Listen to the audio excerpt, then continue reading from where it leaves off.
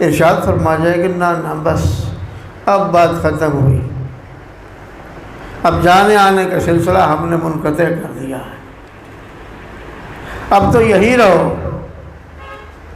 تو حضور سرور کون و مکان صلی اللہ علیہ وسلم اس نعمت کبریٰ کے خود طالب تھے کہ اللہ تعالیٰ مجھے شہادت نصیب فرما دے۔ مفسرین نے لکھا ہے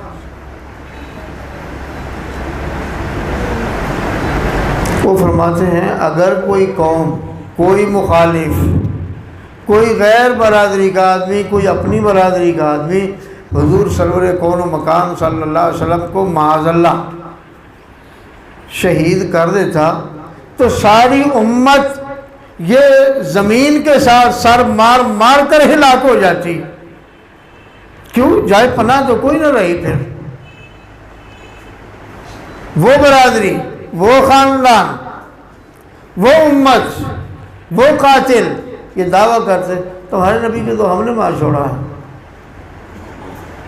آپ خیال کریں کوئی جائے پناہ ہے پھر؟ کوئی ٹھہرنے کی جگہ ہو سکتی؟ ممکن نہیں۔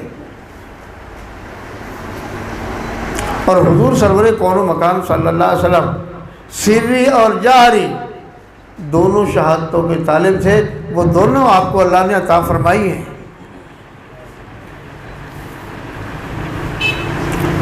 سری شہادت سیدنا حضرت حسن رضی اللہ تعالیٰ عنہ کے ذریعے اللہ تعالیٰ نے حضور صلی اللہ علیہ وسلم کو نصیب فرمائی۔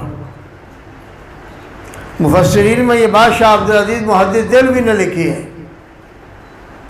اور جہری شہادت جس کو سب دیکھیں وہ سیدنا حضرت حسین رضی اللہ تعالیٰ عنہ کے ذریعے اللہ نے اپنے محبوب کو شہادت عطا فرمائی۔